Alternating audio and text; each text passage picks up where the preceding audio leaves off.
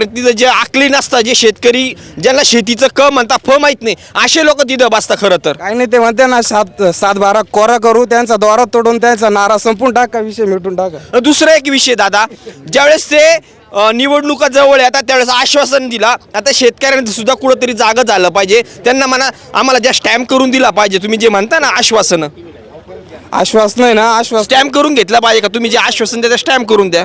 अहो स्टॅम्प नाही, त्यांचं सगळं केंद्रापर्यंत त्यांचे स्टॅम्प तेच फाडतील आणि तेच नवीन बनवतील, आपल्याला कळून देणार नाही. हे सगळं बावळ्यात काढायचे कामं चालू, याच्यात काहीच फरक नाही मला. आता 2 लाखाची त्यांनी जी माफी दिली का शेतकऱ्याला थकीत पीक कर्ज माफ पात्र शेतकऱ्यांना, तर असे कोणी शेतकरी आहे का पीक कर्जचे? पीक कर्जाचे शेतकरी भरपूर आहे, असं काही नाही का शेतकरी नाही आहे असं काही नाही. भरपूर शेतकरी, छोटे शेतकरी ज्यांनी 2 लाखाच्या आसपास कर्ज काढलेलं असेल असे भरपूर शेतकरी महाराष्ट्रामध्ये. आणि 20% शेतकरी असे आहे का त्यांनी जास्त कर्ज काढलेलं आहे. म्हणून शासनाच्या ज्या अटी त्यांनी निकष लावलेले आहे ना, त्यांची एक कमिटी राहते, त्या कमिटीनं सगळा सर्वे गोळा केलेला असतो. असं काही नाही का शासन कर्जमाफी देत नाही. कोण म्हणतं? 3 वेळा मी स्वतः बघितलं आहे. जरी आपलं नसेल झालं तर पण मी सोसायटीत चेअरमन होऊन गेलेलो आहे. किती लोकांची कर्जमाफी झाली मला माहिती आहे. त्यांनी बरोबर तोंड पाहून कार्यक्रम केले. 2008च्या माफी मला आठवते. फक्त तोंड पाहून का जे डॉन आहे ना, डॉनचे कर्ज माफ झाले, पण जे गोरगरीब लोक त्यांचे कर्जच माफ नाही झाले.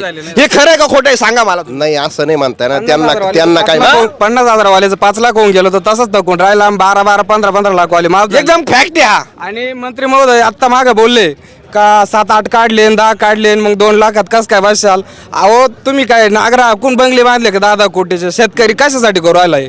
जर 1 एकर द्राक्ष बाग उभा करायचा असेल तर 5-5, 6-6 लाख रुपये खर्च आहे. तो कसा 2 लाखाच्या आत बसेल? जर तुम्हाला द्राक्ष बाग नको, कांदा पाहिजे तर कांदा 500 रुपये क्विंटल विकू राहिला, शेतकऱ्याला काय शिल्लक राहील? काहीच नाही. दोन्ही बाजूने शेतकऱ्याला ते मिठीत धरू राहिले, वेटीत धरू राहिले. शेतकऱ्याला फक्त नुसतं नाबूद करू राहिले. सरकारला शेतकऱ्याशी घेणं नाही, फक्त खाणाऱ्यांशी घेणं आहे. त्यांना फक्त राईट, महत्वाचं मतदान महत्वाचं आहे, त्यांना शेतकरी महत्वाचं नाही. फक्त खाणाऱ्यांचा विचार. हा बोला तुम्ही. सोसायटीचं कर्ज माफीचं नाही एक्सपिरियन्स आहे त्यांना, असं नाही त्यांचं क्षेत्र आहे ते. त्यांच्याकडून आपल्याला थोडं पुढे या. बंद करा. कर्जमाफी झालीच नाही असं कोणीच म्हणू शकत नाही. जरी जे आता मी स्वतः आहे, झाली मला मान्य त्याने, पण मी स्वतः आहे, माझं कर्ज 4 लाखाच्या वर आहे. ते सगळं पूर्ण केल्याशिवाय तो शासन किती देतं? 2 लाख रुपये त्यांची मर्यादा ठरवून दिलेली. ठीक आहे, ते बोलले असेल, सभेत बोलले असेल, काय झालं असेल तो भाग वेगळा आहे. खऱ्या अर्थानं ते म्हणताना शेतकऱ्याच्या काहीवरी मी मान्य करतो.